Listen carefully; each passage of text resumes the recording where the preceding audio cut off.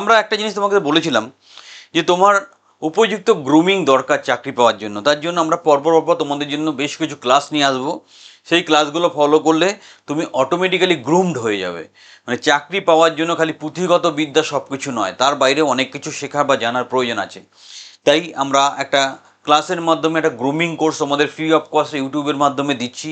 এটা ফলো করো। এটা আজকে সেকেন্ড ক্লাস। যারা আগের ক্লাসটা মিস করেছো সেটাকে ভালো করে ফলো করো। খুব সূক্ষ্মভাবে তোমাদেরকে তৈরি করে দেবো যাতে তোমরা এই কম্পিটিশনে চাকরি পেতে পারো, সেটা গভর্নমেন্ট লেভেলে হোক, গভর্নমেন্ট কন্ট্রাকচুয়াল হোক, অথবা কর্পোরেট লেভেলে হোক, কারণ আমরা সবার জন্য ভাবি।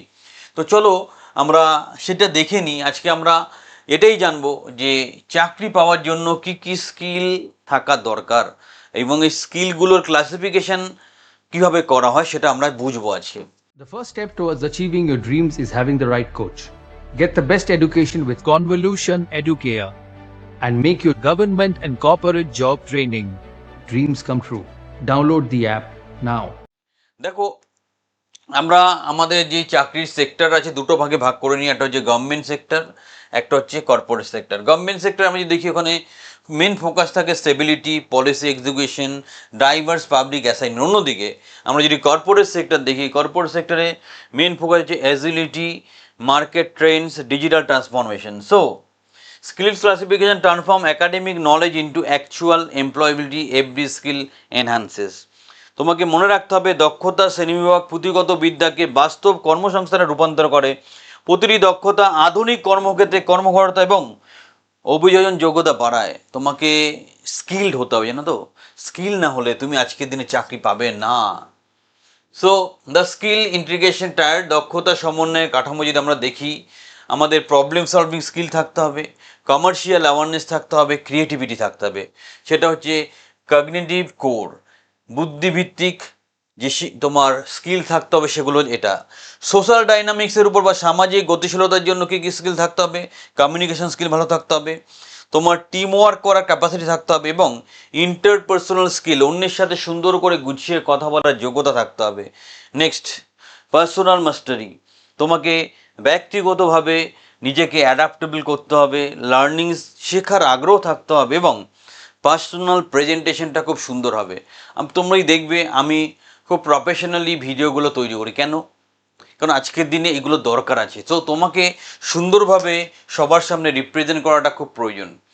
এবার প্রবলেম সলভিংয়ের যেই সার্কেলটা থাকে, ধরুন প্রবলেম সলভ করতে হয় কীভাবে? তোমার কাছে কোনো ডেটা অথবা ইনফরমেশান থাকলো, সেটা ক্রিটিক্যাল থিঙ্কিং এবং ইনফরমেশান ইভ্যালুয়েশনের মাধ্যমে তুমি এক্সাম লজিক, পলিসি, পরীক্ষার যুক্তিগুলোকে জানলে, তোমার অ্যানালিটিক্যাল অ্যাপটিটিউড এবং রিজনিং ফিক্স কনস্ট্যান্টগুলো বিশেষগতভাবে তুমি অ্যানালিসিস করলে, তোমার মার্কেটের ক্ষিপ্ততা, মার্কেটের কোথায় কোন দিকে এগোচ্ছে মার্কেট সেটা বুঝতে হবে। তোমার requires quick logical problem solving or business challenges, ব্যবসায়িক চ্যালেঞ্জের জন্য দ্রুত তোমাকে পরিবর্তনশীল হতে হবে।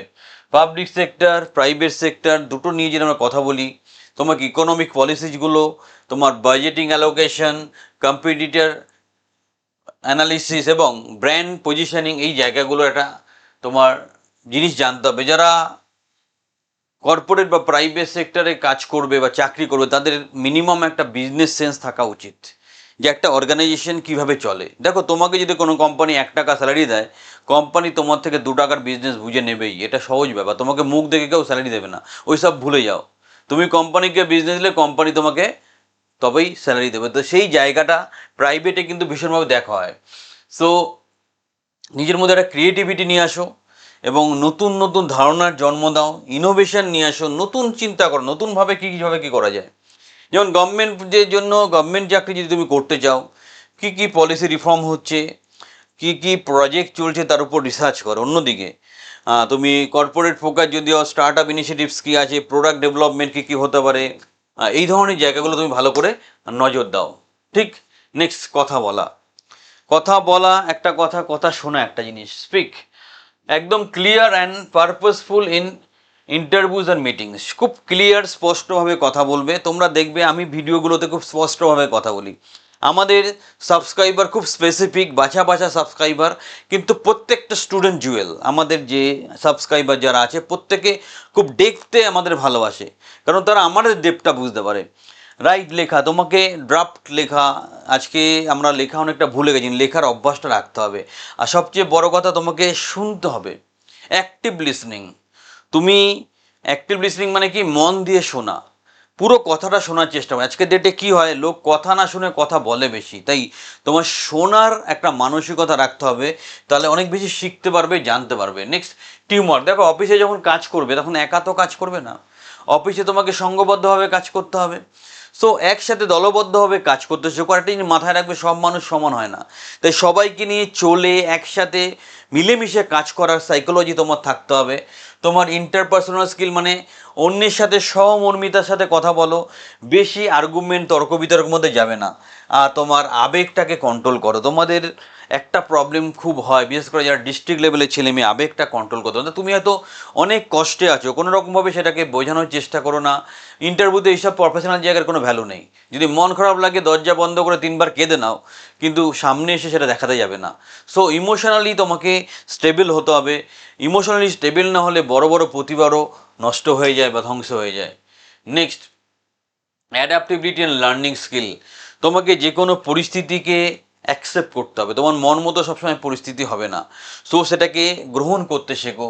তোমার একটা শেখার ইচ্ছে রাখো। দেখো আমরা নতুন নতুন জিনিস শিখি। তোমরা যারা প্রথম থেকে আমাদের ইউটিউব ভিডিওগুলো ফলো করো, দেখো ভিডিওর কোয়ালিটি কত ডেভেলপ করেছে, পিপিটির কোয়ালিটি কত ডেভেলপ করেছে। আমরা দিনকে দিন নতুন টেকনোলজি নতুন রকমভাবে তোমাদেরকে সাপোর্ট দেওয়ার চেষ্টা করি, তো সেটা তোমরা খেয়াল রাখবে।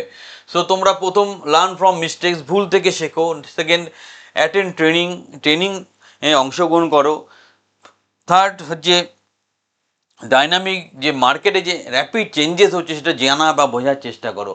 দেখো তোমরা প্রত্যেকেই জীবন হয়তো কিছু ভুল করেছো আজকে, সেই জন্য পস্তাচ্ছ, কিন্তু আমি কথা বলবো, আজকে নিজেকে ক্ষমা করে দাও, নতুন করে ভালো করে শুরু করো। নেক্সট পয়েন্ট দেখো, যে তোমার পার্সোনাল প্রেজেন্টেশন। দেখো আজকের দিনে সবাই একটু সুন্দরভাবে জিনিস দেখতে ভালোবাসে, তাই খুব স্পষ্টতা এবং ভদ্রতা মেনটেন করো। সবসময় পজিটিভ কথাবার্তা বলো এবং প্রফেশনাল ড্রেস আপে থাকো। দেখো আমি দেখবে পার্সোনালি সবসময় প্রফেশনাল ড্রেস আপে ভিডিও নিয়ে আসি, যাতে তোমাদের অ্যাকসেপ্টেন্স অনেক বেড়ে যায়। নেক্সট, আমরা যদি স্কিল ইন্টিগ্রেশন ম্যাট্রিক্সটা দেখি, গভর্নমেন্ট প্রিপারেশনের জন্য তোমার প্রাইমারি ফোকাস হচ্ছে প্রবলেম সলভিং, অ্যাডাপ্টেবিলিটি, ডিসিপ্লিন।